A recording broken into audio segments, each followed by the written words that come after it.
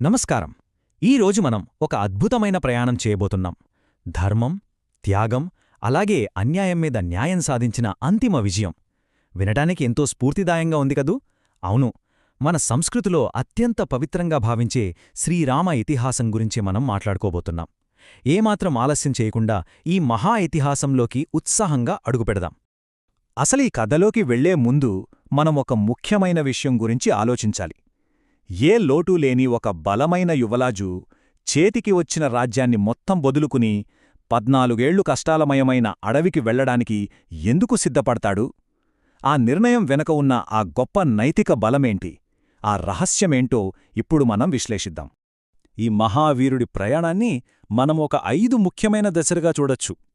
జననం, వివాహం, అరణ్యవాసం, యుద్ధం, ఆ తర్వాత మళ్లీ తన రాజ్యానికి తిరిగి రావడం. ఈ ఒక్కో ఘట్టం అసలు కథను ఎలా మలుపు తిప్పిందో ఇప్పుడు మనం ఒక్కొక్కటిగా చూద్దాం. ముందుగా మొదటి భాగం, జననం మరియు బాల్యం.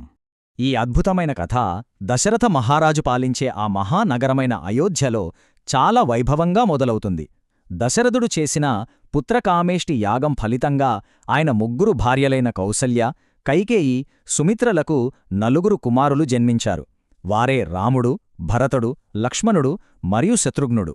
చిన్నప్పటినుంచే శ్రీరాముడు ధర్మం, వినయం, ధైర్యాలకు మారుపేరుగా నిలిచాడు. ముఖ్యంగా తన తమ్ముడు లక్ష్మణుడితో ఆయనకున్న అనుబంధం అదీ మాటల్లో చెప్పలేనిది. రాముడు అలా యువరాజుగా ఎదుగుతున్న సమయంలోనే ఒకరోజు విశ్వామిత్ర మహర్షి దశరథుని దగ్గరికి వచ్చి రాక్షసుల నుండి తన యజ్ఞాన్ని కాపాడటానికి రాముడు, లక్ష్మణులను పంపమని అడిగాడు. ఒక తండ్రిగా దశరథుడు మొదట కొంచెం సంకోచించినా గురువుల మాట కాదనలేక పంపించాడు. అడవిలో రాముడు తాటక అనే రాక్షసిని సంహరించి ఆ యజ్ఞాన్ని ఎటువంటి ఆటంకం లేకుండా కాపాడాడు. రాముడి వీరత్వానికి ఇది తొలి అడుగు అని చెప్పొచ్చు. ఆ యజ్ఞం పూర్తయ్యాక ఆ సోదరులిద్దరూ మహర్షితో కలిసి మిథిలా నగరానికి వెళ్లారు. అక్కడ జనకమహారాజు తన కుమార్తె సీతమ్మ కోసం ఒక గొప్ప స్వయంవరం ఏర్పాటు చేశాడు. అక్కడికొచ్చిన ఎంతోమంది మహామహారాజులు కనీసం కదిలించలేకపోయిన ఆ శివుని మహాధనుస్సును శ్రీరాముడు చాలా సునాయాసంగా పైకెత్తి విరిచేశాడు. దీంతో సీతారాముల వివాహం కన్నుల పండువగా జరిగింది. అలాగే లక్ష్మణ, భరత, శత్రుఘ్నులకు కూడా అక్కడే వివాహాలు జరిగాయి. ఇక రెండవ భాగం, అరణ్యవాస ప్రయాణం. ఇక్కడే కథలో అసలు మలుపు మొదలవుతుంది. ఒక పక్క దశరథులు రామునికి పట్టాభిషేకం చెయ్యాలని నిర్ణయించడంతో అయోధ్య అంతా పండగ వాతావరణం నెలకొంది. కాని సరిగ్గా అదే సమయంలో మంథర అనే దాసి తన చెడు మాటలతో కైకేయి మనస్సులో విషం నింపింది. ఈ కుట్రతో అయోధ్య సంతోషమంతా ఒక్కసారిగా ఆవిరైపోయింది. చూశారుకదా, ఒక్క చెడు ఆలోచన ఎంతటి వినాశనానికి దారితీస్తుందో. కైకేయి ఏం చేసిందంటే గతంలో దశరథుడు తనకిచ్చిన 2 వరాలను ఆ సమయంలో అడిగింది. అవేంటంటే భరతుడిని రాజుగా చెయ్యాలి, రాముడిని 14 అరణ్యవాసానికి పంపాలి. అసలు ఏమాత్రం ఊహించని ఈ కోరికతో దశరథ మహారాజు గుండె బద్దలైపోయింది. తీవ్రమైన దుఃఖంలో మునిగిపోయాడు. సరిగ్గా ఇక్కడే శ్రీరాముడి అసలైన గొప్పతనం మనకు అర్థమవుతోంది.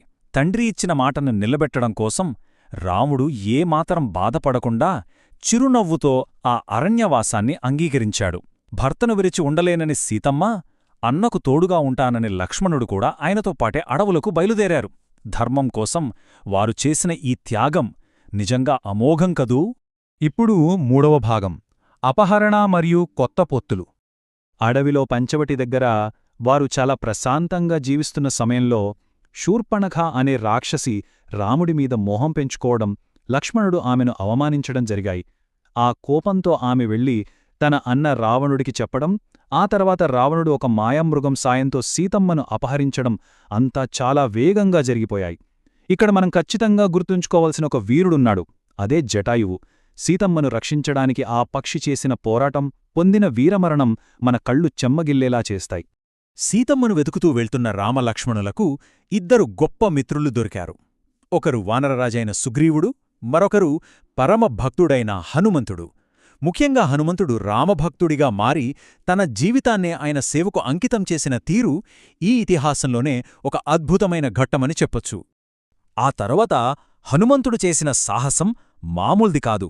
ఒక్క ఉదుట్న 100 యోజనాల సముద్రాన్ని దాటేసి నేరుగా లంకకు చేరుకున్నాడు. అక్కడ సీతమ్మను చూసి రాముని ఉంగరాన్ని ఆమెకిచ్చి ఎంతో ధైర్యం చెప్పాడు. ఆ తర్వాత లంకలో ఒక రేంజ్లో విధ్వంసం సృష్టించి తిరిగి వచ్చి రాముడికి చాలా కీలకమైన సమాచారం అందించాడు. ఈ సమాచారమే రాబోయే మహాయుద్ధానికి అసలైన పునాది. ఇక 4వ భాగం లంకా యుద్ధం. అసలైన పోరాటం ఇక్కడే మొదలైంది.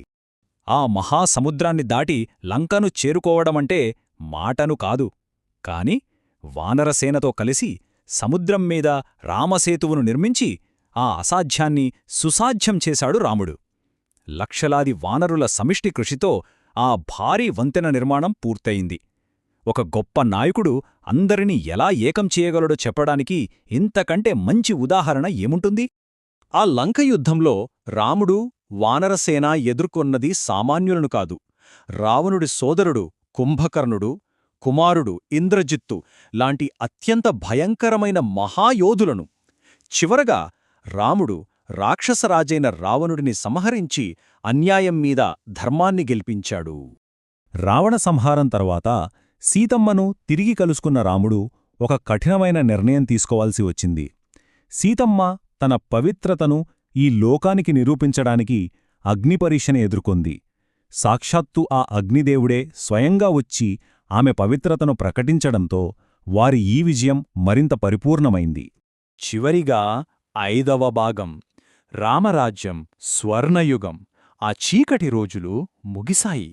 ఆ 14 అరణ్యవాసం ముగించుకుని రామలక్ష్మణులు సీతమ్మ అయోధ్యకు తిరిగి రాగానే పట్టాభిషేకం కన్నుల పండుగగా జరిగింది. ఆయన పాలించిన ఆ కాలాన్నే మనం రామరాజ్యం అంటాం.